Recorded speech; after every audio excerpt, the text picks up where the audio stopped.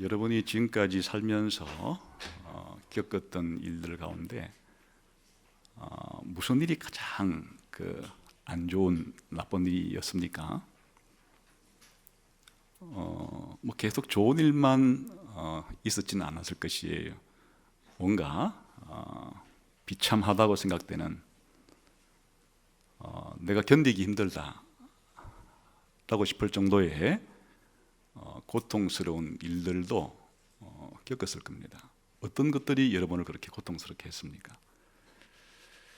특별히 예수님을 믿기 이전에는 그냥 예수님이 안 믿던 시절이니까, 내가 하나님도 모르던 시절이니까 내게 닥치는 그런 고통들이 다 신앙생활 하기 이전의 것이어서 그냥 별도로 취급한다 할지라도, 예수님 믿고 난 이후부터 만일 나에게 힘든 고통스러운 일이 있다면, 또 있었다면 여러분 어떻게 대처했습니까? 그런 문제를 어떻게 여러분은 받아들이고 또 그 문제를 어떻게 극복을 했고 또 현재 극복하고 있습니까? 한번 이런 가정을 해보겠습니다. 다 이해할 수 있는 범위 내에서 이제 한 50대 되신 가장이라고 해보겠습니다. 제일 살면서 아마 치명타로 여겨지는 게 직장을 잃어버리는 그럴 거예요. 막막하잖아요, 살기가. 실직을 했습니다. 하늘이 노랗겠죠. 이제 어떻게 하나. 근데 그동안 자기가 벌어놓은 현금을 자기가 가장 가능성이 있다고 하는 회사에 주식 투자를 올인했습니다. 근데 그 회사가 망하는 바람에 주식이 휴지 조각이 됐어요. 자기 전 현금을 다 날려버린 거예요. 근데 거기다가 자기 집이 화재가 나가지고 홀랑 타버렸어요. 근데 화재보험을 안 들어가지고 한 푼도 건질 수가 없게 됐습니다. 전 재산을 일순간에 완전히 잃어버린 그런 경우가 됐다면 어떤 생각이 들까요? 그게 신앙인인데, 자신이 신앙생활 잘하고 있는 사람인데 그런 일을 겪었다. 어떤 생각이 들겠습니까? 거기다가 엎친 데 덕친격으로 자녀들이 차를 타고 가다가 뒤집어져 가지고 하루아침에 자기 자식들이 그냥 다 죽어버렸어요. 더더욱 충격적인 일이겠죠. 그런데 몸이 부실부실 안 좋아가지고 병원에 가보니까 불치병이래요. 당신의 병은 현대의학으로 고칠 수가 없습니다. 통보를 받았어요. 근데 고치지 못할 병일 뿐 아니라 매 순간이 고통스러워요. 바늘로 찌르는 것처럼 그냥 그대로 숨쉬기가 어려울 정도로 고통스러워요. 근데 현재 이 고통스러운 이 상태가 고칠 수 없대요. 거기다가 부인이, 아니 당신 예수 믿는 사람 아니야? 예수 안 믿는 부인이든 아니면 예수 믿는 부인이든 당신 신앙생활 열심히 한다 그러지 않았어? 그런데 이렇게 당신이 이렇게 어려움에 빠졌는데 하나님이 계신다면 과연 그러겠어? 하나님 안 계시는 게 분명하니까 당신 하나님 저주하고 그냥 신앙 가지지 말고 하나님 믿는 생활 떠나버려. 그렇게 안 하려고 하니까 그럼 내가 떠날게 하고 남편 버려두고 집을 나가버렸어요. 아주 연쇄살인범에 해당될 정도로 극악무도한 인간에게 이런 안 좋은 일이 생겼다면 극악무도한 놈이니까, 이 세상에서 가장 악인이니까 그런 일 당해도 싸지. 사람들은 이렇게 생각할 줄 모르겠는데, 정말 신앙생활을 하나님을 사랑하고 섬기고 순종하고 헌신하고 또 주변에 있는 이웃들에게도 온갖 것을 다 그냥 불우한 사람들을 위해서 자기가 다 도와줄 정도로 이렇게 착하게 산 사람에게, 그렇게 살았는데 만일 나한테 그런 일이 신자로서 생긴다면 도대체 그걸 어떻게 받아들여야 될까? 그리고 그걸 어떻게 이 어려운 생활을 이 수렁텅이 같은 엄청난 비극적인 이 삶을 내가 벗어날 수 있을까? 아마 여러분들은 현실감이 없을 거예요. 이 정도까지 이 나이에 이 정도까지 고난 당한 사람은 없을 거고, 뭐 어쩌다가 아파봤다든지, 뭐 어쩌다가 요즘에 어쨌든 취업이 잘 안 된다든지, 뭐 이제 여기 계신 어르신 분들도 어쩌다가 뭔가 자기가 하는 일이 좀 잘 안 풀린다든지, 뭐 가족이 갑자기 아프다든지, 아니면 자기 몸이 아프다든지, 뭐 그런 일을 겪을지 모르겠으나 이런 일을 한꺼번에 이렇게 겪는 것은 쉬운 일은 아니죠. 그러나 원리는 같아요. 왜 하나님이 나한테 이런 일이 일어나게 했을까? 아마 풀리지 않는 의문 때문에 때로는 자기 자신을 한탄하기도 하고 하나님을 원망하기도 하고, 내가 도대체 이렇게 살아서 되겠나? 하나님 그냥 믿는다고 하는 사람인데 이런 일 당했으니까 하나님 없는 거 아니야? 그냥 세상으로 나가버릴까? 이런 생각은 또 혹시 안 들겠어요? 그러니까 우리가 신앙생활을 하는 동안에, 앞으로도 여러분이 이 땅을 떠날 동안에 가장 우리 신앙생활을 하는 과정에 가장 힘겨운 지점은 이런 지점이에요. 우리가 이제 뭐 신앙생활 잘하는데 하여튼 열심히 예수가족교회 장년부와 청년부 와가지고 예배드리고 성경하니까 한 주 지나니까 몸이 더 좋아졌어요. 또 더 열심히 기도하니까 더 몸이 좋아졌어요. 더 열심히 충성하니까 막 무쇠다리가 됐어요. 그리고 예수대학에 빠질 때는 설설설설 뭐가 안 되더니만 예수대학을 열심히 공부하니까 갑자기 막 진급도 잘 되고, 아니면 사업 벌였는데 사업도 막 잘 되고, 이러면 얼마나 좋겠어요. 그런데 그런 일이 안 일어나고 하여튼 뭐가 내 뜻대로 잘 안 될 뿐 아니라 고통스럽고 너무 힘겹고 살기도 쉽지 않을 정도로 힘겨운 일이 계속 닥치고, 이러면 어떻게 되겠어요? 그럴 때 우리 신앙인들은 그걸 어떻게 받아들이고 어떻게 이해해서 어떻게 대처해야 하는 걸까요? 이런 주제를 다루는 성경이 욥기라는 성경이에요. 욥기는 대단히 중요한 성경. 고통을 겪었을 때, 비참한 일이 생겼을 때 신자에게 이 문제를 어떻게 받아들이고 이겨나갈 수 있는가 하는 문제를 다루는 책이 욥기니까 아주 실질적으로 중요한 책이, 사실은 문학사 가운데 인간의 악과 고통을 어떻게 우리가 이해하고 대처할 것인가라는 이 주제에 대해서 욥기처럼 심오한 책은 지금까지 없었어요. 가장 이 주제를 다루는 심오한 책이에요. 그러니까 우리들에게도 대단히 유익한 책이 되겠죠. 우선 이 욥이라는 사람을 한번 보세요. 우스 땅에 욥이라 불리는 사람이 있다 그러잖아요. 언제 때 사람일까? 우리하고 굉장히 멀리 떨어진 시대 사람이에요. 어느 정도 사람인가 하면 지금부터 약 4,000년 전에 좀, 그러니까 아브라함, 이삭, 야곱 같은 이스라엘의 족장들이 살았을 당시쯤 되는 그 시절쯤 살았던 사람이에요. 그러니까 뭘 보고 그렇게 추정할 수 있는 거 아니까 몇 가지 이제 정보를 바탕으로 추정을 할 수 있어요. 우리 한번 욥기 맨 끝에 한번 가볼까요? 42장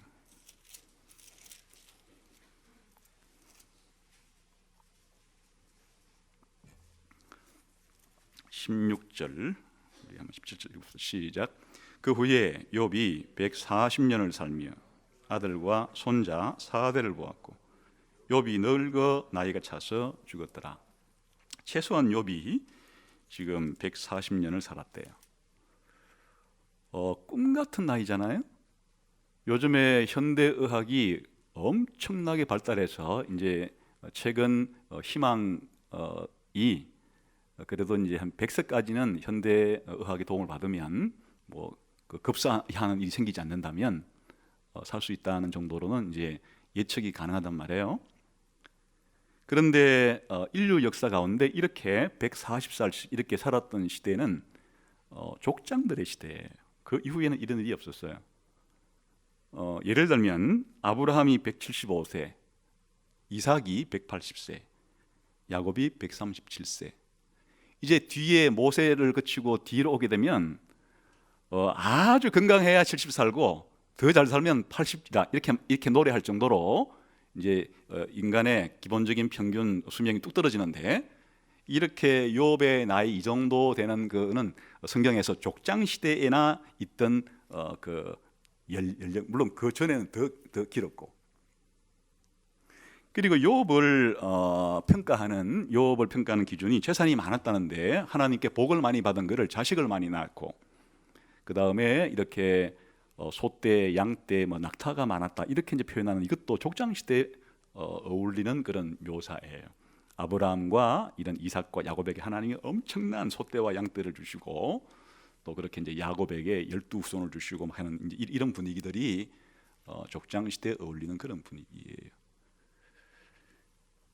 그러니까 아주 오래된 시대에 살았던 사람이고, 근데 여기 이제 읽어보면 너무 비현실적이어서 이거 혹시 실존 인물이 아니라 우리가 소설 같은 데 나오는 가공에 마치 욥기라는 이게 문학적인 그 상상력을 동원한 그런 이제 책이어서 혹시 그 실존 인물이 아닌 가공 인물이 아닌가 이렇게 생각할 수도 있는데, 성경은 욥이 저와 여러분과 같은 피와 살을 가지고 호흡하고 살아가는 실존 인물이라고 그래요. 몇 가지 증거가 있는데 두 군데만 보겠습니다. 우리 한번 에스겔서 14장을 한번 보겠어요. 에스겔서 14장 14절 한번 읽어볼까요? 시작. 비록 노아, 다니엘, 욥 이 세 사람이 거기에 있을지라도 그들은 자기의 공의로 자기의 생명만 건지리라. 나 주 여호와의 말이. 여기에 노아, 다니엘, 욥이라는 인물이 지금 거론이 되는데 왜 이거 거론되는가 하니까 이스라엘이 너무 패역하고 반역해서 하나님 지금 심판을 이스라엘의 에스겔을 통해서 지금 선고하시는데,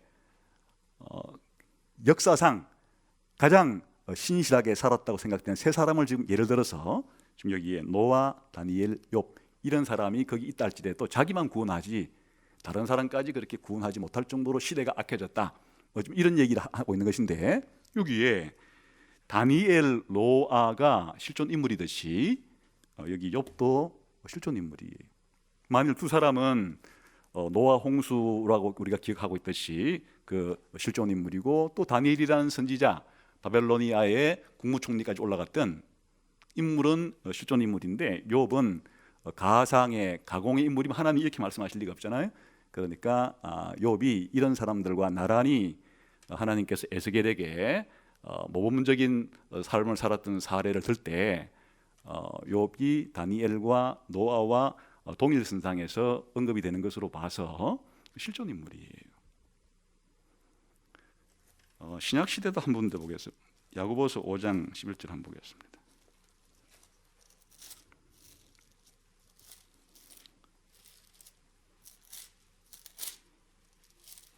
야고보서, 히브리서 다음에 야고보서 5장 11절. 자, 한번 읽어볼까요? 시작. 보라, 인내하는 자를 우리가 복되다 하나니 너희가 욥의 인내를 들었고 주께서 주신 결말을 보았거니와 주는 가장 자비하시고 긍휼히 여기시는 이시니라. 지금 이 야고보서의 이 문맥은 하나님께서 우리 신자들에게 이 땅을 살 때 신앙이 있다면 어려움이 있어도 중도 포기하지 말고 그 인내를 하면은 하나님이 우리의 이 신앙의 인내에 반드시 갚아주신다 하는 이제 이렇게 격려를 하는데, 거기에 신앙을 가지고 있으면서도 어려움이 겪었을 때 자포자기하지 않고 뒤로 물러나지 않고 인내했던 가장 중요한 대표적인 인물로 욥을 사례로 제시하면서 욥처럼 본받아라, 욥을 본받아라 이렇게 말하잖아요. 그러니까 이게 지금 신약 성경에서도 이 욥을 우리 이 땅에 살았던 우리 모범이 되는 우리 신자의 모델이 되는 그런 인물로 좀 제시를 하고 있는 거예요.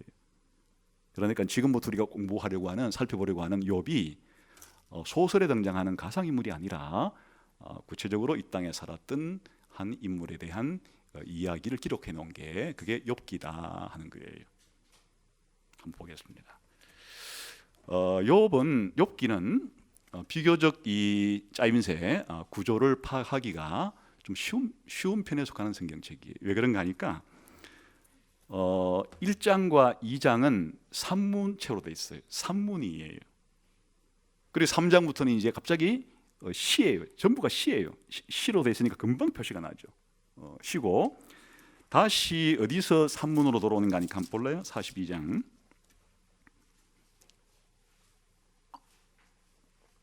7절부터 이제 마지막 절까지가 다시 산문으로 돌아와요. 그러니까 아주 또렷하죠. 욥기라는 성경책이 세 부분으로 나눠지는데 제일 처음 산문으로 시작했다가 중간에 시로 바뀌었다가 다시 끝에 가서 산문으로 바뀐다. 이게 욥기의 구조예요. 이대로 구조를 나누게 되면 욥기의 내용 파악을 할 수 있어요.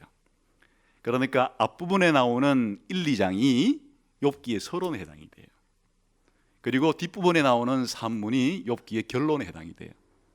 이제 중앙에 3장부터 42장 6절까지의 이 중앙 부분, 긴 중앙 부분에 시로 되어 있는 이 부분은 욥기의 본론에 해당이 되는 거예요. 그러니까 비교적 욥기의 구조를 파악하기가 쉬워요. 아까 주제는 뭐라 그랬죠?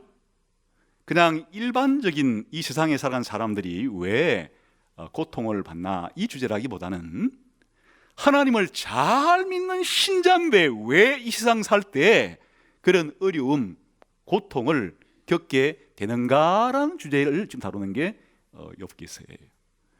그래서 이제 서론에 해당되는 1, 2장의 아까 1절을 다시 한번 볼까요? 다시 읽어볼게요. 욥기 시작하는 부분. 시작. 우스 땅에 욥이라 불리는 사람이 있었는데 그 사람은 온전하고 정직하여 하나님을 경외하며 악에서 떠난 자더라. 그러니까 이제 이 이후에 발생하는 그런 일들이 욥을 지금 어떻게 말해놓고 시작하는 거니까 아주 신앙이 좋은 사람이었다는 거예요. 하나님을 경외하고 악에서 떠난 아주 신앙생활을 충실히 했던 신앙의 거장에 해당이 된 사람이에요. 거기다가 대인관계에 있어서 윤리적이고 도덕적으로도 탁월한 사람이에요. 이게 보니까 온전하고 정직하다. 신앙도 좋고 윤리적으로도 탁월하고 이런 사람이란 얘기. 그러니까 앞으로 벌어지는 사태가 하여튼 신앙이라고는 눈꼽만큼도 찾아보기가 힘들고 그리고 사람에 어울리기만 하면 그냥 폭력에 막 그 사기에 다른 사람과 싸움박질이나 하고 피해나 주고 이런 유의 사람에게 벌어진 일이 아니고 신앙심도 좋고 대인관계도 좋고 이런 사람에게 지금 뭔가가 이제 벌어진다는 거예요. 그러니까 사실은 우리가 단순하게 생각하면 하나님이 우리 인간들에게 복을 주신다면 어떤 사람에게 복 줘야 되겠어요? 사실 이런 사람에게 복 줘야 되는 거 아니에요?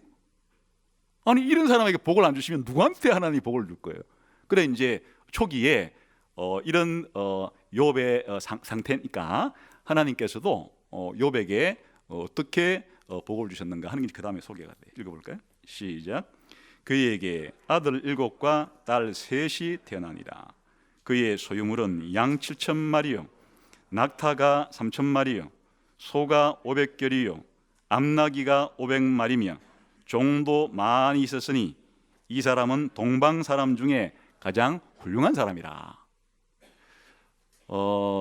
자식들이 그 아들 7에 딸 3 이상적인 비율이잖아요. 7대3으로 딱 이렇게 정말 아주 그덕한 상에 둘러앉은 식탁에서는 아마 풍성한 자녀들이 식탁에 둘러앉아 있는 그런 모습이고 또 얼마나 부자예요. 여기 보니까 뭐 양 7,000마리 한 마리 얼마인지 모르겠는데 낙타 3,000마리, 소 500개리, 암나귀 500개리. 뭐 그 당시에는 이렇게 뭐 주택이나 요즘처럼 뭐 차나 이런 것 없던 시절이니까 그 당시 이제 부를 측정하는 것은 이렇게 얼마나 많은 가축을 가지고 있느냐 이게 이제 부의 측정에 되게 요즘 말로 말하면 강남에 노른자이 땅에 100평짜리 아파트 한 50채 있고 차고에 벤츠 500대에 프라이드는 7,000대가 있고 요즘 말로 바꾼다면은, 그러니까 하여튼 이 사람은 인격으로 보나 신앙으로 보나 가정의 화목으로 보나 재산으로 보나 동방 최고 사람이다. 요즘 말로 말하면 그야말로 이 사람이 동방 사람이니까, 오늘날로 말하면 요르단 지역의 사람, 우스라는 곳이 요르단 지역인데 요르단 지역의 사람이니까 하여튼 동방 최고다, 이렇게 지금 평가할 만하잖아요. 그 욥이라는 사람이 얼마나 매일매일을 신실하게 하나님 앞에서 다른 사람 앞에 살았는지 그 다음에 또 소개를 하나 에피소드가 있어요. 그 다음 볼까요? 4절 5절 시작. 그의 아들들이 자기 생일에 각각 자기 집에서 잔치를 베풀고 그의 누이 3명도 청하여 함께 먹고 마시더라. 그들이 차례대로 잔치를 끝내면 욥이 그들을 불러다가 성결하게 하되 아침에 일어나서 그들의 명수대로 번제를 드렸으니 이는 욥이 말하기를 혹시 내 아들들이 죄를 범하여 마음으로 하나님을 욕되게 하였을까 함이라. 욥의 행위가 항상 이러하였더라. 혹시 자식들 사이에 이렇게 잔치를 벌이고 있는데 이렇게 잔치를 벌이고 하다가 너무 흥겨워 가지고 혹시라도 죄라도 지었을까 봐 그런 게 끝나고 나면은 또 점검하고 해가지고 자식들의 삶이 윤리적으로 또 신앙적으로 잘 살 수 있도록 늘 이렇게 살피는 사람이었다. 우리가 생각할 때 가장 이상적인 인간이죠. 이상적인 신앙인이에요. 그래서 이제 그 다음 말은 한 구절만 딱 붙이면 되는 거예요. 욥이 평생 행복하게 살았더라. 점 찍으면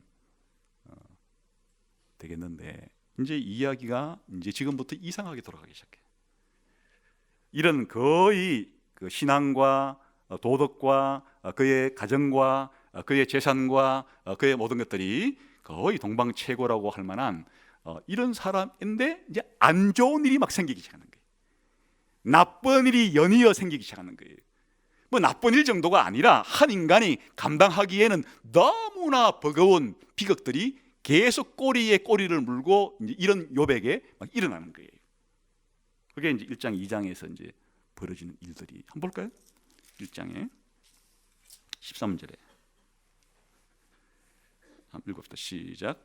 하루는 욥의 자녀들이 그 맏아들의 집에서 음식을 먹으며 포도주를 마실 때 사환이 욥에게 와서 아뢰되 소는 밭을 갈고 나귀는 그 곁에서 풀을 먹는데 서바 사람이 갑자기 이르러 그것들을 빼앗고 칼로 종들을 죽였나이다. 나만 홀로 피하였으므로 주인께 아뢰러 왔나이다. 옛날에 유목 사회에서 이런 일이 많이 일어나죠. 갑자기 서바 사람들이 쳐들어와 가지고는 소와 나귀를 모조리 빼앗아 가고 종들은 다 죽였는데 간신히 제가 살아남아 가지고 이 보고하러 왔습니다. 욥의 재산의 거의 3분의 1에 해당되는 엄청난 재산상의 손실이 일어났어요. 이 정도로만 해도 엄청나게 비참한 일을 겪었다 할 텐데 계속 비극이 계속 연이어서 일어나요. 그 다음에 봅시다. 16절에 시작. 그가 아직 말하는 동안에 또 한 사람이 와서 아뢰되 하나님의 불이 하늘에서 떨어져서 양과 종들을 살라 버렸나이다. 나만 홀로 피하였으므로 주인께 아뢰러 왔나이다. 하늘에 벼락이 떨어져 가지고 이 양떼들이 다 죽었다는 거예요. 또 욥의 재산 3분의 1이 한순간에 그렇게 날아가 버렸어요. 비극이 또 꼬리를 물어요. 그 다음에 18절에 시작. 그가 아직 말하는 동안에 또 한 사람이 와서 아뢰되 주인의 자녀들이 그들의 맏아들의 집에서 음식을 먹으며 포도주를 마시는데 그 진들에서 집 네 무퉁이를 치매 그 청년들 위에 무너짐으로 그들이 죽었나이다. 나만 홀로 피하였으므로 주인께 아뢰러 왔나이다 한지라. 그 앞에 17절 빼먹었네. 17절 시작. 그가 아직 말하는 동안에 또 한 사람이 와서 아뢰되 갈대아 사람이 새 무리를 지어 갑자기 낙타에게 달려들어 그것을 빼앗으며 칼로 종들을 죽였나이다. 나만 홀로 피하였으므로 주인께 아뢰러 왔나이다. 또 갈대아는 이스라엘 이 지역으로 볼 때 아주 북동쪽에 있는 오늘날로 말하면 이라크 지방 사람들인데 또 쳐들어와 가지고는 낙타까지 모조리 빼앗아서 버렸다. 재산이 다 날아간 거야. 하루 거의 뭐 연이어서 전 재산을 상실했고 거기다가 자식들이 태풍에 모조리 다 집이 무너지는 바람에 다 죽어버렸다. 재산과 자식들을 한순간에 잃어버렸다. 하나님께서 뭔가 지금 메시지를 주시려고 욥에게 이런 극심한 고난을 지금 계속해서 연이어서 지금 사실 허락하고 있는 거겠죠. 근데 이제 여기에 끝이 아니에요. 그 다음에 2장에 넘어가 봅시다. 한번 가보면 7절, 8절, 9절 읽어봅시다. 시작. 사탄이 이에 여호와 앞에서 물러가서 욥을 쳐서 그의 발바닥에서 정수리까지 종기가 나게 한지라. 욥이 제 가운데 앉아서 질그릇 조각을 가져다가 몸을 긁고 있더니 그의 아내가 그에게 이르되 당신이 그래도 자기의 온전함을 굳게 지키느냐 하나님을 욕하고 죽어라. 재산과 자식만 하더라도 그래도 자기 몸은 아니잖아요. 그래도 자기와 한 발짝 떨어진 그런 이제 존재들인데 연이어 욥에게 닥친 이 비극은 머리끝부터 발끝까지 병이 들었다는 거예요. 근데 여기 병을 보니까 벅벅 긁지 않으면 견딜 수 없을 정도로 엄청난 악성 피부병이 돌았다는 건데, 뭐 병이 걸려도 자각 증세가 별로 없는 병 같으면 뭐 사실 큰 문제가 안 될 텐데, 어떤 병은 그렇잖아요. 그 매 순간마다 바늘이 몸을 찌르듯이 그렇게 아픈 그런 병은 그냥 숨쉬고 있기가 힘든 정도로 그런 병도 있잖아요. 뭐 이런 것도 마찬가지죠. 두드러기가 난다든지 이런 것도 막 견딜 수가 없을 텐데, 그게 몇십 배 강력한 피부병이 지금 걸려가지고 이렇게 기아장으로 안 긁으면 잠시라도 못 견딜 정도로 이렇게 매 순간마다 산다는 게 고통스러울 정도의 그런 질병에 걸렸다. 거기다가 평생 해로하기로 약속한 부인이 옆에 앉아가지고 같이 우리 기도합시다, 막 힘을 불어 넣어주고 이렇게 하면은 그나마 좀 덜할 텐데, 부인이 별로 신앙이 없는 것 같아요. 하나님 욕하고 죽어라. 이런 부인이 있어? 죽어라. 그러니까 이제 구약 성경 전체를 뒤져봐도 욥이 겪었던 이런 고통을 한꺼번에 겪은 사람은 사실 찾아보기 힘들죠. 오늘날까지도 마찬가지일 거예요. 아마 오늘날까지도 수천 년의 그 인간의 역사 가운데 또 하나님의 백성이라고 부름받은 사람들 가운데 이 땅을 살아가는 동안에 욥처럼 이런 정도로 그렇게 엄청난 고통을 한꺼번에 다 그래 겪은 사람은 사실은 없겠죠. 욥은 아주 특이한 그런 극단적인 그런 지금 고통 앞에 놓여 있는 거예요. 그래 이제 누가 찾아왔는가 하니까 그래도 친구들이 욥을 위로한답시고 찾아왔다. 한번 볼까요? 한번 11절부터 2장 11절부터 시작. 그때 욥의 친구 세 사람이 이 모든 재앙이 그에게 내렸다 함을 듣고 각각 자기 지역에서부터 이르렀으니 곧 대만 사람 엘리바스와 수아 사람 빌닷과 나아마 사람 소발이라.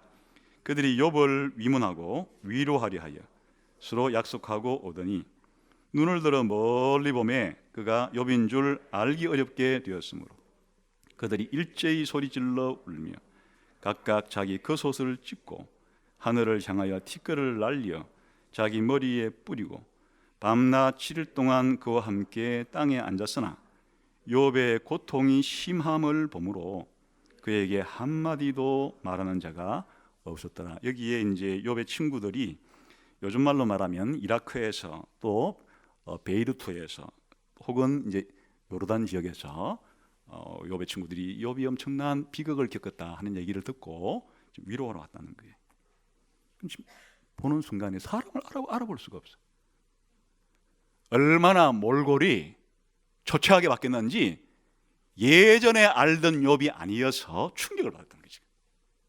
엄청난 충격을 받고서는 원래 이제 위로하러 왔으면 말로 위로해줘야 되는데 할 말이 없어요. 우리도 우리 가까운 친구들이 어려움 겪을 때 조그만 어려움 겪으면 우리 말로 위로도 충분히 되거든요. 뭐 그런 가지고 그래, 야 툴툴 털어나오고 일어나, 야 빨리 나와봐, 나하고 함께 커피 한잔 마시면서 야, 우리 좀 그런 문제를 한번 논해보자. 뭐 조그마한 어려움 같으면 그런 말이 가능한데, 지금 욥이 겪었던 것 같은 이런 어려움을 한꺼번에 다 겪었다 그러면 할 말이 없겠죠. 말한다는 게 미안할 텐데, 말을 꺼낸다는 게 미안할 텐데. 그래서 7일 동안이나 한마디도 못하고 그냥 욥의 고통만을 바라보면서 옆에 앉아 있을 정도로 욥의 고통이 극심했다. 이 표현을 봐서 욥이 얼마나 좀 심각한 고통을 겪고 있는지를 친구들의 반응을 통해서도 알 수 있어요. 여기까지가 이제 서론이. 그다음 어떻게 되는 걸까? 그 다음에 이제 3장부터 42장 6절까지는 이제 이 문제에 대해서 이제 토론이 붙는 거예요. 토론이 붙는다는 얘기는 뭔가 하니까 이제 친구들이 와서 한마디씩 하는 거예요. 너 왜 이런 일이 생겼는지를. 아까 엘리바스하고 빌닷 소발이라는 사람이 욥에게 한마디 해요. 그럼 욥이 그 말 듣고 또 대답을 해요. 또 빌닷이 한마디 해요. 또 그럼 욥이 대답을 해줘요. 또 소발이 한마디 해요. 그럼 또 욥이 이제 세 명의 친구니까 한 명씩 욥에게 이제 조언을 그렇게 해 주는 얘기를 듣고 욥이 각각 반응을 보이면 다 끝났잖아요. 이게 이제 토론 1회전이에요. 해결이 되질 않아요. 이 문제에 대해서 너무 극심한 문제니까 쉽게 해결이 되질 않아요. 그래서 또 한 번 엘리바스가 또 욥에게 또 충고를 해요. 욥이 또 답변을 해줘요. 또 빌닷이 또 충고해줘요. 또 욥이 또 답변해요. 또 소발이 또 충고를 해주면 욥이 또 답변하고. 또 한 번 이렇게 사이클이 친구 3명하고 1대1로 다 이렇게 토론을 해봤는데 또 문제가 아무것도 해결되지 않아요. 너무 이 극심한 문제니까 말 몇 마디 가지고 해결될 문제가 아니에요 지금. 또 다시 엘리바스가 욥에게 그렇게 충고를 하고 욥이 답변을 하고 또 빌닷이 충고를 하고 또 욥이 답변을 하고 그리고 마지막 세 번째 소발 얘기는 없는 채로 다 끝나버려요. 그게 이제 26장까지 이야기인데 이렇게 친구 3명이랑 1대1로 배구 토스하듯이 서로 욥이 당하는 이 고난이 왜 생겼느냐 하는 문제에 대해서 지금 토론하는 장면이 3장부터 27장까지 계속 이어지고 있다. 내용은 사실은 간단해요. 요지가 뭔가 하니까 친구들이 볼 때는 욥이 뭔가 잘못한 게 있어요. 잘못했으니까 하나님이 벌 줬다는 거예요. 이런 사람들은 세상 살아가기가 참 편한 사람들이 아주 생각이 단순해요. 그러니까 온 이 세상은 그냥 착하게 살면 하나님이 복 주는 거고 나쁜 짓 하면 하나님이 벌 주는 거고 그렇게 세상이 돌아가기 때문에 지금 몸 건강한 사람 보면 이 사람 굉장히 착하게 살았구나. 이 사람 몸이 좀 건강이 나쁘면 이 사람 참 나쁘게 살았구나. 이 사람 돈을 많이 벌었으면 이 사람 착하게 많이 살았구나. 이 사람은 좀 가난하면 이 사람 나쁘게 살았는가 보구나. 그리고 욥이 이렇게 극심한 고통을 겪고 있다는 얘기는 아주 심각한 죄를 지었을 거라니. 너 분명히 죄 지었어. 토설하고 회개해. 욥이 팔탁 뛴다 그랬죠? 지금 앞에 우리가 1장을 읽어봤죠? 욥은 동방 최고의 의인이어서 하나님을 경외하고 악에서 떠나고 정직하고 순결하게 살아가는 자체가 아주 그런 사람이었는데 자기는 하나님 앞에 자기가 아무리 기억을 더듬어 봐도 하나님 앞에서나 다른 사람 앞에서 뭔가 뚜렷하게 잘못했다는 기억이 떠오르면 그래 내가 그것 때문에 혹시 하나님이 나한테 이런 벌을 줬을 거야 라고 생각이 들면은 쉽게 받아들일 수 있겠는데 아무리 기억을 더듬어 봐도 욥이 생각할 때 나는 그렇게 이렇게 극심한 고통을 받을 정도의 잘못한 건 없다 하니까 지금 몇 번이에요. 계속 친구들이 그럴 리가 없어. 너 잘 생각해봐. 또 분명히 네가 모르는 게 뭐가 있을 거야. 여기 무슨 소리 아무리 내가 생각해봐도 난 그런 거 없어. 계속 공방을 지금까지 한다. 지금 내용은 조금씩 달라도 요지는 그 얘기예요. 그래 결론이 나지를 않아요. 친구들이 생각할 때는 분명히 욥이 잘못한 죄인이라 그러고 욥 생각할 때는 나는 그렇게 죄를 지은 적이 없다 그러고 그렇게 이제 본론은 그 이야기가 계속 전개되는 거예요. 심각하니까 이런 토론을 오래 하는 거겠죠. 그런데 이제 28장에 가게 되면은 하나님께서 힌트를 줘요. 이 욥기를 쓰는 사람으로 하여금 이 욥의 친구들과 욥이 하는 이야기의 결론이 뭔가 한번 28장에 가보겠어요. 28장은 욥기에서 아주 중요한 장이에요. 이 본론의 가장 중요한 장이에요. 우리가 정강이상 결론 부분만 봅시다. 28절.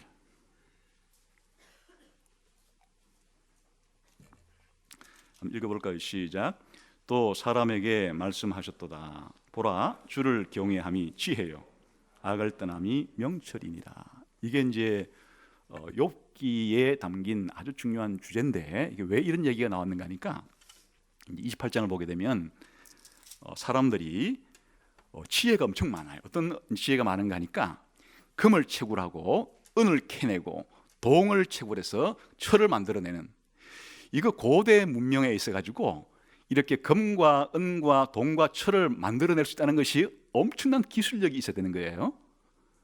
그러니까 이제 사람이 깊은 땅 속에 들어가 가지고 그렇게 금, 은, 동철이 섞인 그 금속들을 이렇게 캐내서 가공을 한다는 것은 지식이 있어야 되고 기술이 있어야 되는 거란 말이에요. 그러니까 이런 정도의 기술력은 무슨 이 세상에 어떤 존재들도 이런 거 할 수 없죠. 그러니까 인간들이 상당한 지식과 기술이 있어요. 그런데 지금 욥기가 말하는 지혜는 아직 없어요. 욥기가 말하는 지혜는 뭔가 하니까, 왜 이렇게 나쁜 짓 한 것이 아니고 착하게 산 사람인데 이 어마무시한 어마어마한 이런 비극과 고통을 겪어야 하느냐에 대한 문제에 있어서는 금 캐내고 음 캐내는 것 가지고는 알아낼 수가 없어요. 그래서 이런 문제에 대해서는 오늘날의 과학기술을 가지고 엄청나게 물질 문명을 발전시킨 오늘날에 있어서도 왜 악한 사람이 이 땅에서 안 되는 게 정상인데 왜 악인인데도 버젓하게 몸 건강하게 왜 부자로서 살아갈 수 있는 이런 일이 생기는가, 이게 해결이 잘 안 되는 문제고, 정말 법 없어도 살 사람 같은데 왜 이렇게 계속적인 어려움 가운데 삶을 살아가고 있나, 이게 해결이 안 되는 문제예요.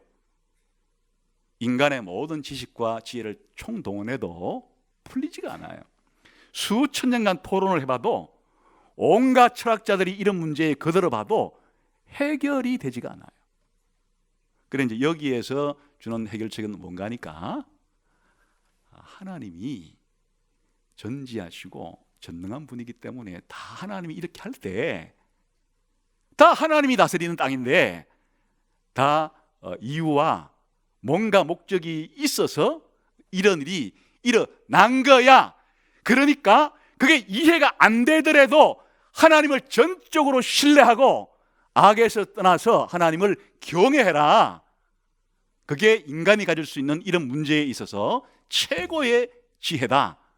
이게 이제 욥기의 결론에 나오는 그런 부분들이, 이걸 이제 미리 그 중앙 부분에 28장의 지혜에 관한 시에서 언급을 해주는 거예요.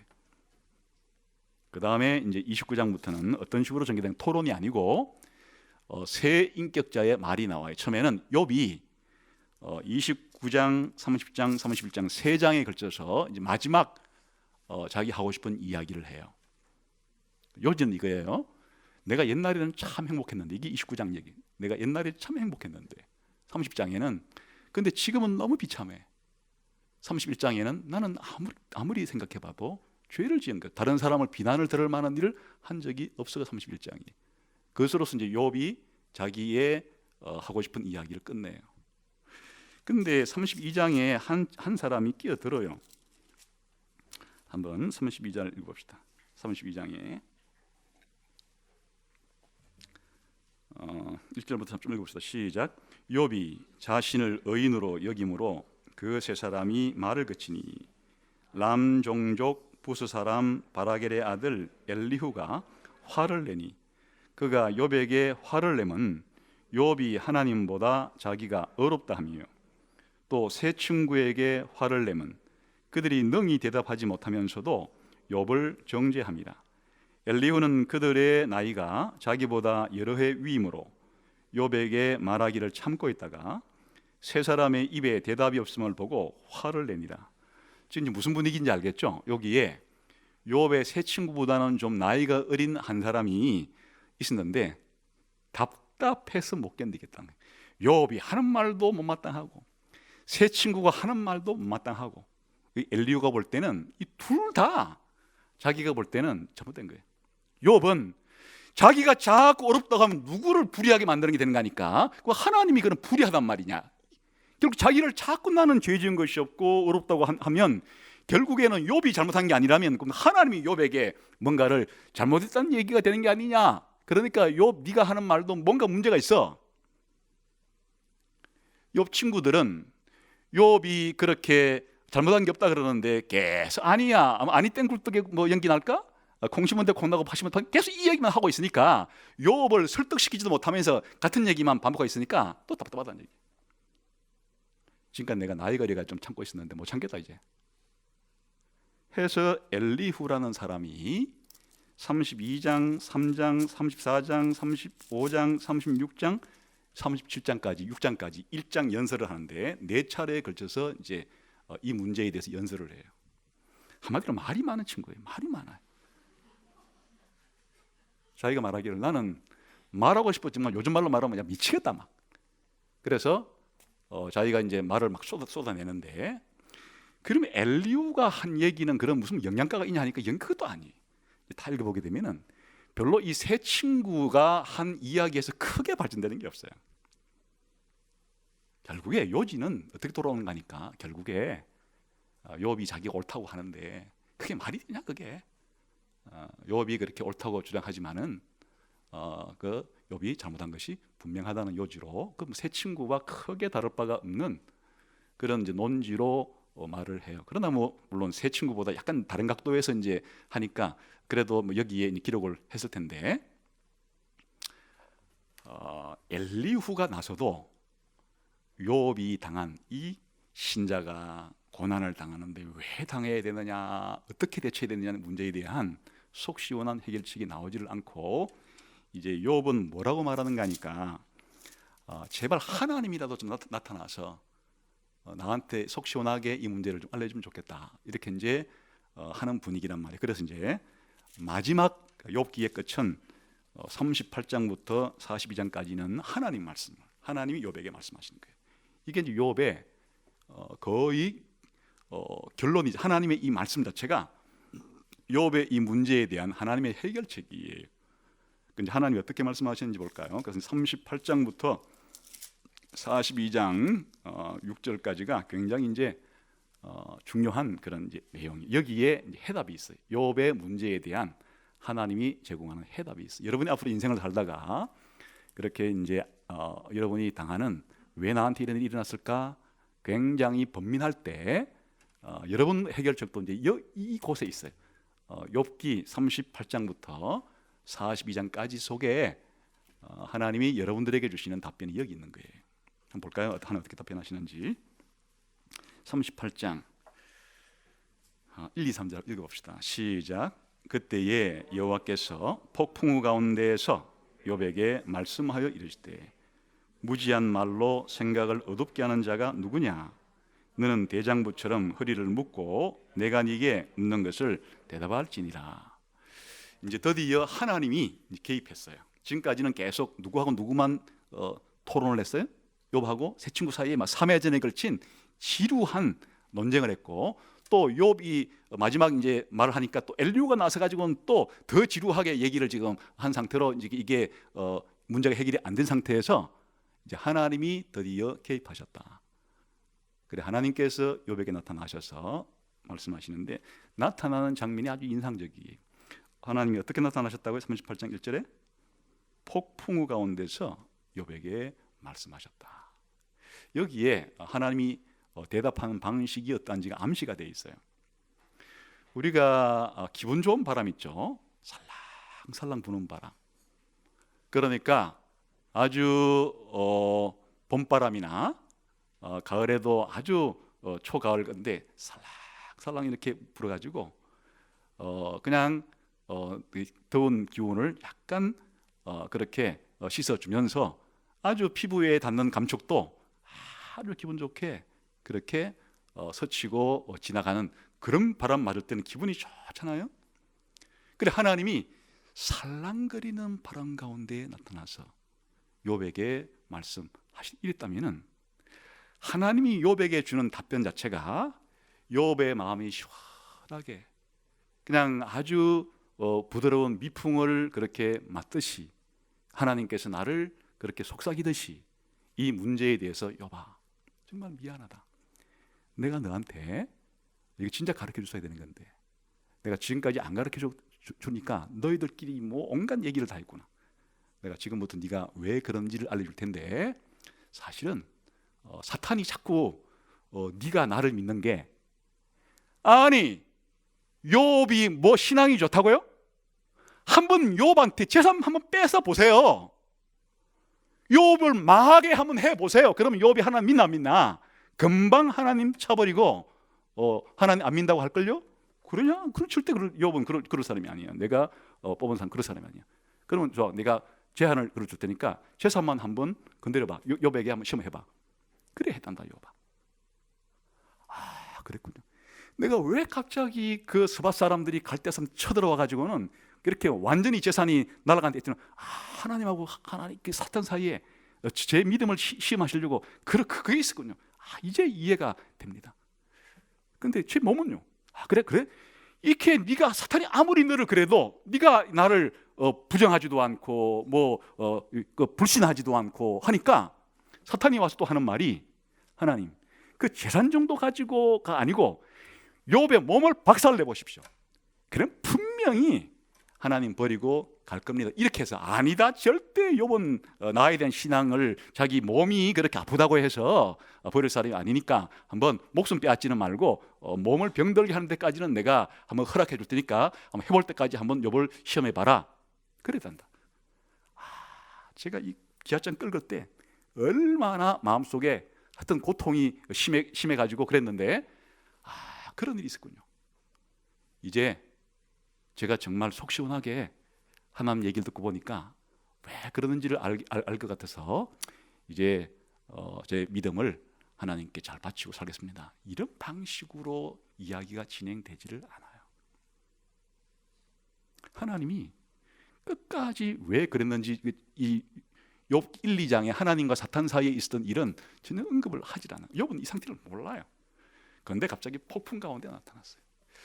여름철에 그냥 그 폭풍도 아니고 온 하늘이 어두컴컴해지고 그냥 우리가 흔히 말하는 태풍, 이 아름드리 나무들이 뽑혀 나가고 차가 막 뒹굴고 지붕이 막 그렇게 완전히 이동될 정도의 그런 태풍이 불 때 사람들이 전부 다 두려움 가운데 뜰 수밖에 없잖아요.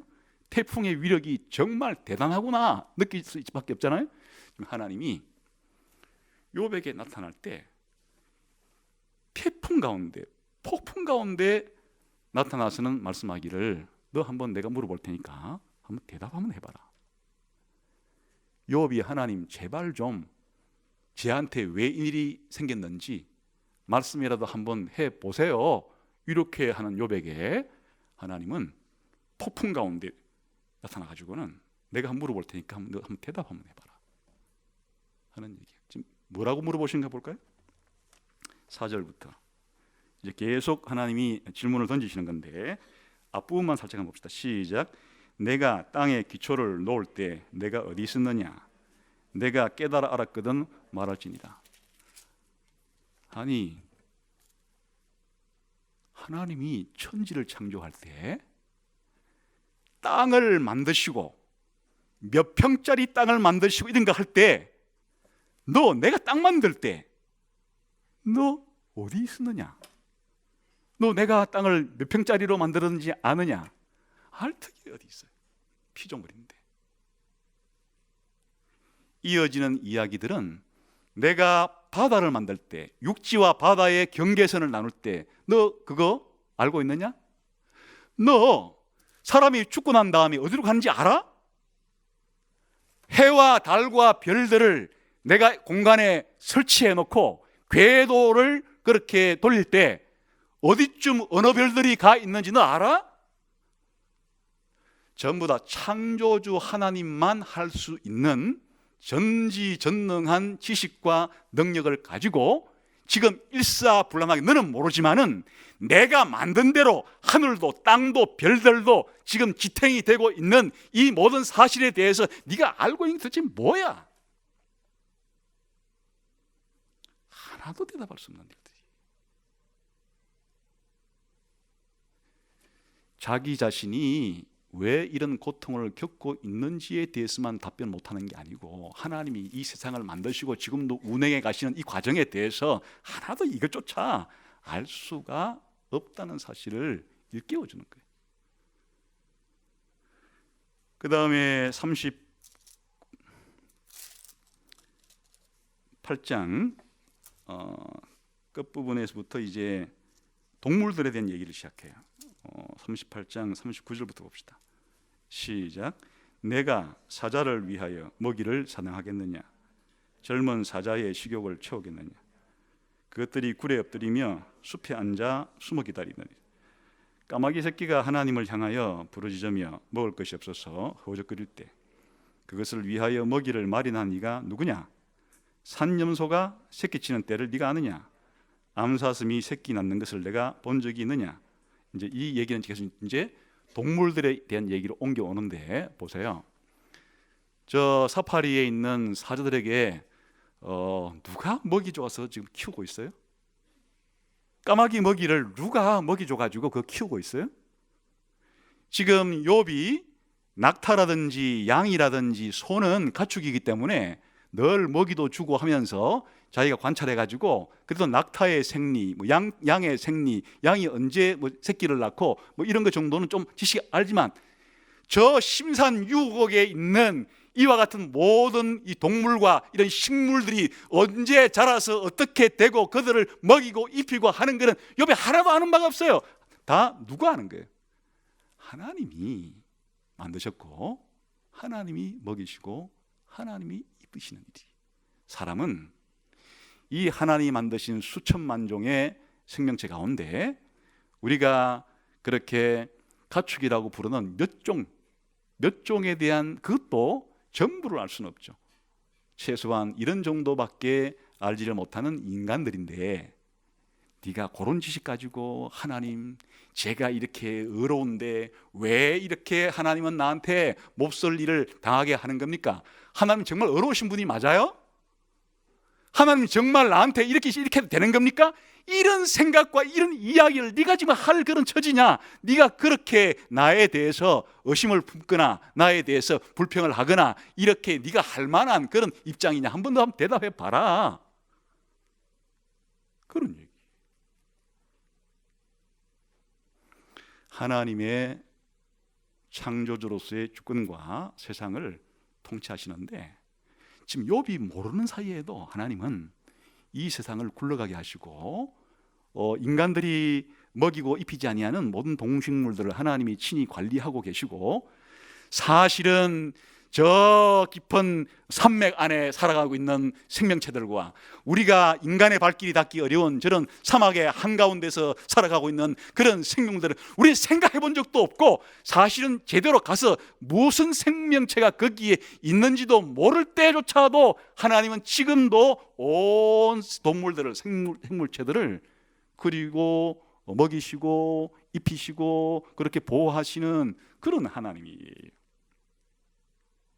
그런데 이런 것들에 대해서 또 모르는 인간들인데 자기한테 고통스러운 일이 몇 개 생겼다고 해가지고 이게 뭐 혹시 나는 이게 잘못한 것도 없는데 이게 하나님이 나한테 이런 억울한 일을 당하게 하시니까 하나님이 이거 제대로 나한테 하는 일이 맞아? 뭐 이런 이야기, 이런 생각조차 그러니까 이게 합당한 일이냐?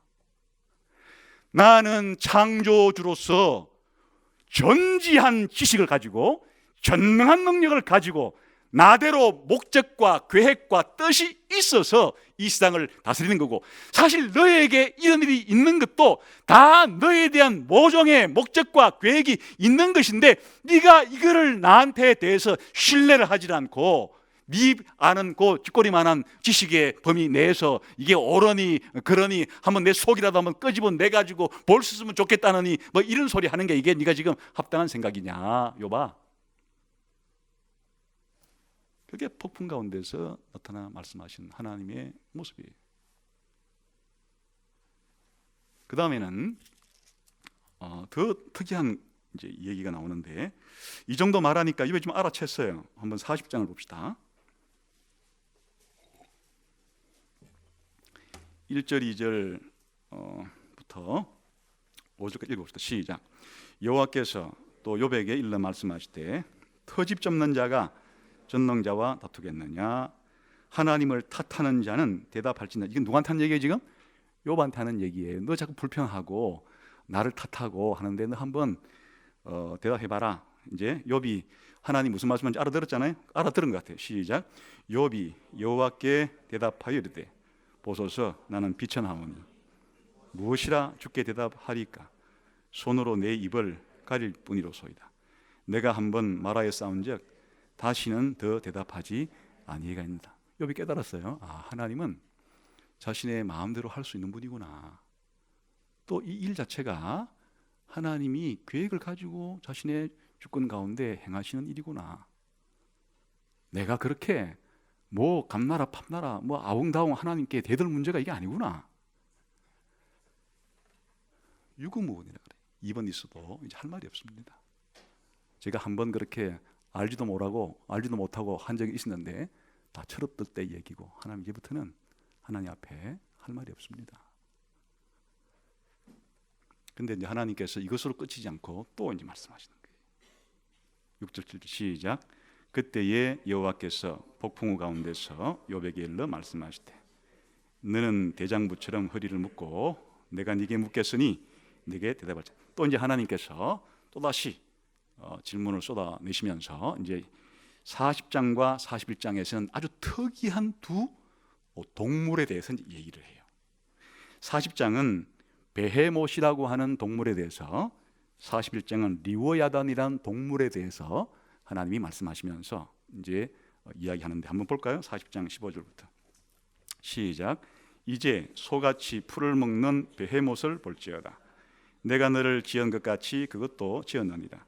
그것의 힘은 허리에 있고 그 뚝심은 배의 힘줄에 있고 그것이 꼬리치는 것은 백향목이 흔들리는 것 같고 그 넓적다리 힘줄은 서로 얽혀 있으며 그 뼈는 녹강 같고 그 뼈는 쇠막대기 같으니 그것은 하나님이 만드신 것 중에 어뜸이라. 그것을 지으시니가 자기의 칼을 가져오기를 바라노라.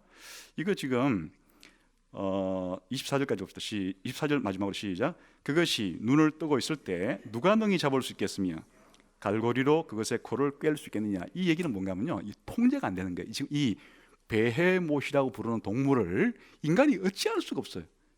너무 강력하고 거대하고 힘세기 때문에 인간이 이게 도대체 잡을 수도 없고 길들일 수도 없고, 이런 지금 한 종류의 짐승을 지금 베헤못이라고 좀 했는데, 이게 직역하면 그냥 짐승들이라는 얘기예요. 짐승들. 근데 이 짐승이 뭘까? 학자들이 이제 나름대로 추측이에요.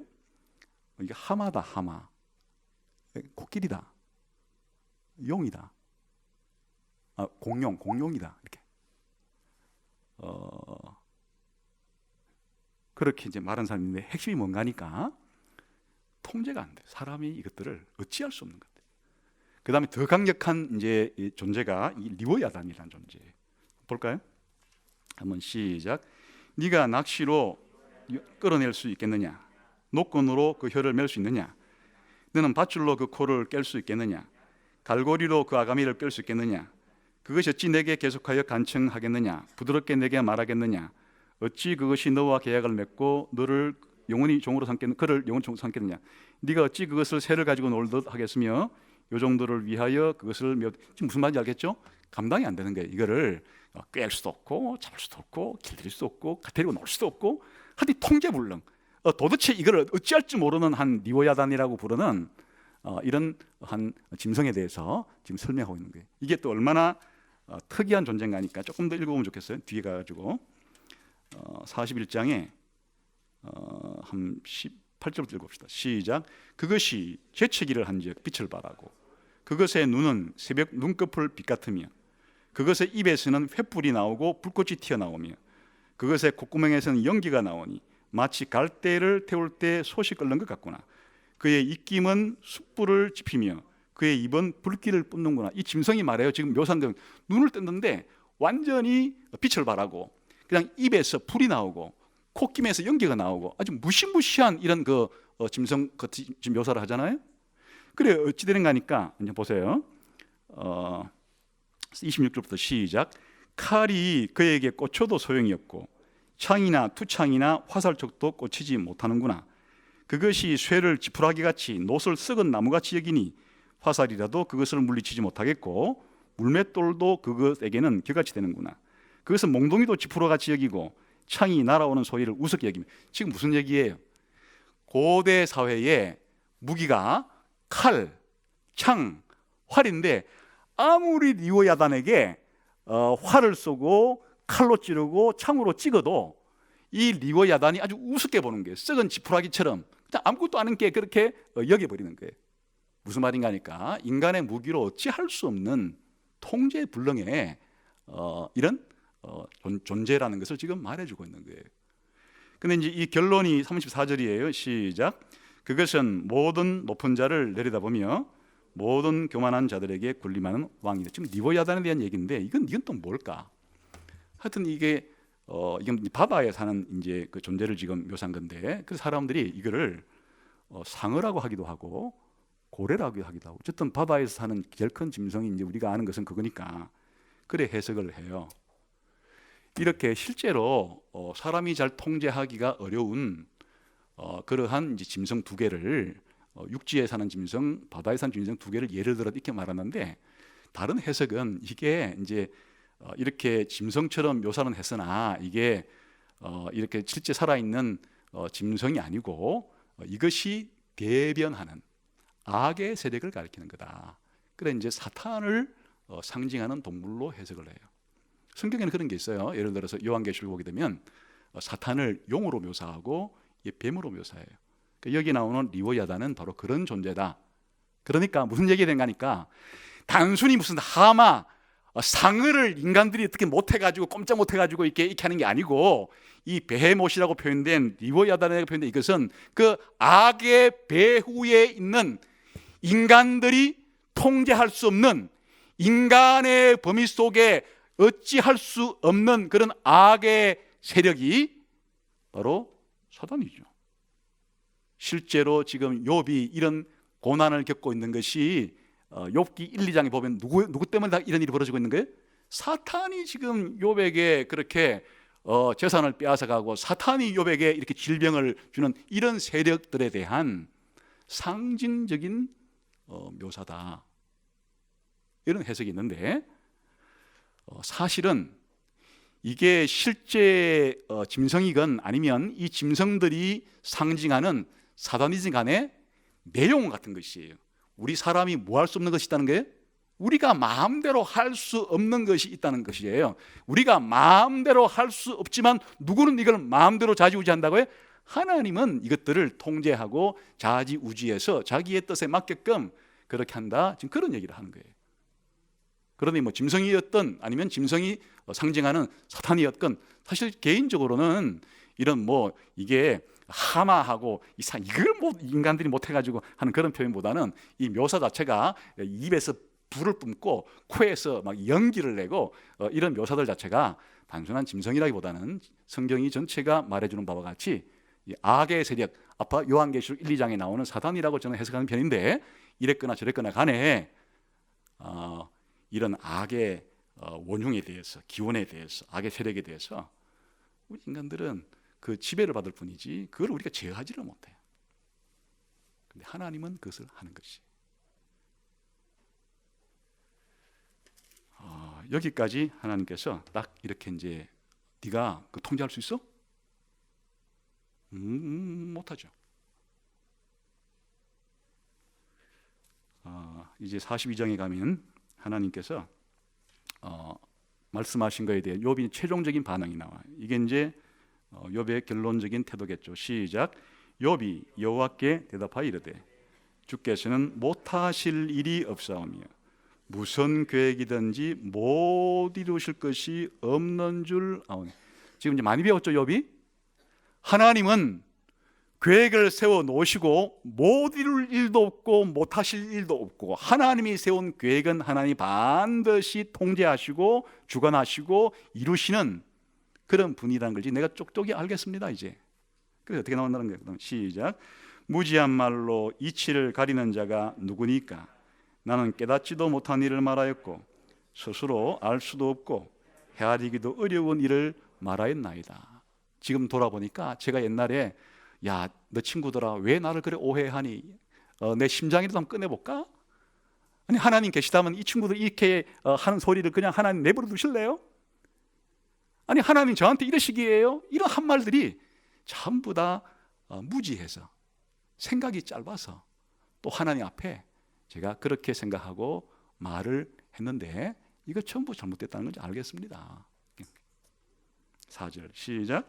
내가 말하겠사오니 주는 들으시고 내가 주께 묻겠사오니 주여 내게 알게 하옵소서. 내가 주께 대하여 귀로 듣기만 하였사오나 이제는 눈으로 주를 배움나이다. 그러므로 내가 스스로 거두어 드리고 뒷걸과 제 가운데서 회개하나이다. 여기 이제 스스로 거두어 드린다는 말이 무슨 말인가 하니까 자기가 짧은 생각과 짧은 말로서 그렇게 평가하고 자기는 뭐 잘못한 것도 없는데 이런 식으로 했던 모든 것들에 대해서 이제 제 생각이 너무나 짧다는 것을, 무지하다는 것을 제가 이제 인정하고 잘못된 쓸데없는 말을 했던 것들을 제가 다 거둬드리겠습니다. 그리고 지금 이제 하나님이 저한테 있도록 허락하신 뒷걸과 제 가운데서 회개한다는 말, 잘못을, 악을, 큰 죄를 지어서 회개한다는 얘기가 아니고 아까 말한 짧은 생각, 이 짧은 말, 이런 것들에 대해서 이제 하나님 앞에 잘못을 인정한다는 뜻일 정도일 것이고, 그런데 이제 실제로 여기에 회개라는 단어가 묘한 단어인데 이렇게 번역을 해도 되는데 이게 위로라고 번역해도 되는 거예요.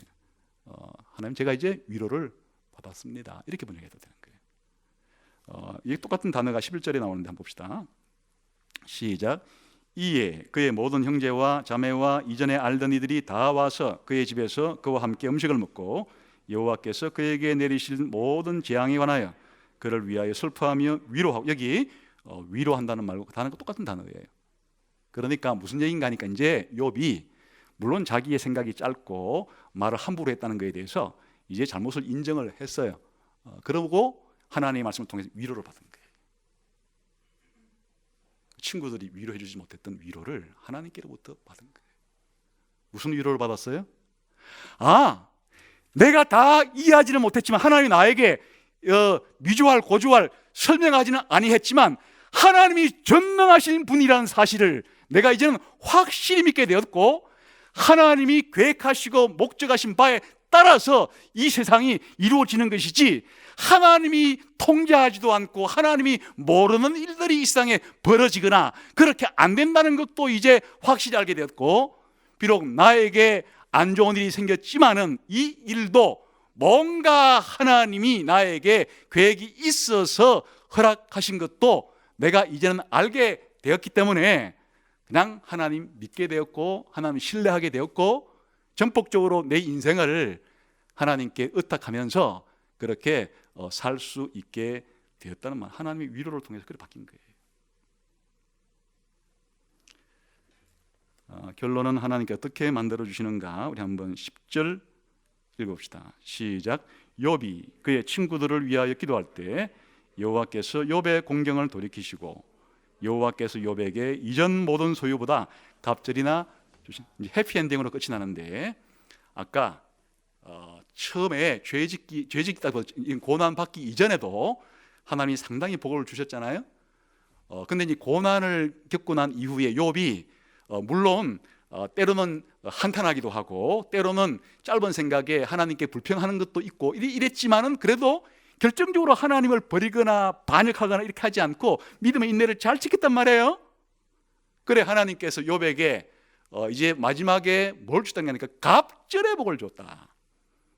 그래 다시 아들도 7명, 딸 3명, 이건 갑절이 아니고 나머지 모든 그 짐승들의 숫자는 전부 요즘 말하는 꽃배기로 하나님이 복을 주시고 욥이 아주 오래도록 그렇게 살았다, 이런 얘기로 끝이 나요. 이거는 이제 무슨 이야기인가 하면 지상에서는 이런 정도밖에 표현할 수 없지만 욥이 받았던 시련 이후에, 고난 이후에 믿음을 지킴으로 하나님께 더불로 받았던 이 복은 우리 신자들에게 어디서 주실 복을 상징하는 것인가 하니까, 영원한 하나님의 나라에서 하나님께서 신자들에게 영원 무궁토록 주실 엄청난 복을 욥기에서는 꽃배기로, 갑절로 주었다는 말로 마감을 해요. 여러분, 지금까지는 여러분이 그렇게 아주 힘든 일을 안 겪었어도, 지금 안 겪었다고 해서 여러분이 앞으로 100세 살 때까지 신앙생활을 잘하더라도 어려움을 안 겪을 거라고 예상하면 안 돼요. 지금 욥기의 문제는 신앙이 없기 때문에 하나님께서 고통을 허락한 게 아니에요. 지금 신앙생활을 더 열심히 하고 잘했는데도 하나님께서 뭔가 뜻이 있어서 욥에게 지금 고난을 허락한 거예요. 여기는 다분히 믿음에 대한 테스트도 포함되어 있는 것이고, 이를 통해서 하나님이 더 욥을 성숙한 인간으로 만들려고 하는 하나님의 다른 목적도 있는 것이고, 여러 가지 이유가 있어요. 물론 이 과정을 통해서 예수님에 대한 모습도 살짝 보여주려는 것이고, 또 우리 신자들이 이 땅을 살아갈 때 예수 믿는다는 이유 때문에 고난받는 것은 우리가 잘못해서 받는 고난이 아니에요. 이런 일을 당할 때 어떻게 대처해야 하는가를 가르쳐 주기 위해서 욥에게 이런 고난을 허락한 복합적인 이유가 있어요. 결론은 뭐냐? 우리 신자들이 이 땅을 살아갈 때 신앙생활을 잘해도 예수를 잘 믿으려고 하기 때문에 생기는 고난은 반드시 필수로 따라오게 되는 거예요. 우리가 나쁜 짓 해서가 아니라 신앙생활을 이 세상에서, 불신 세상 가운데, 무신론 사회에서 하나님이 살아계시다고, 우리 인생을 하나님께 헌신해야 된다고 이렇게 믿고 가르치면, 이 무신론 사회에 살아가는 무신론자들은 우리들에게 반드시 위해를 가하고 반드시 우리를 왕따시키고 이 세상 속에서 함께 살기를 싫어하는 이런 고난을 우리 신자들은 반드시 받을 수밖에 없어요. 그러나 욥기를 보세요. 고난은 짧으나 영광은 영원한 거예요.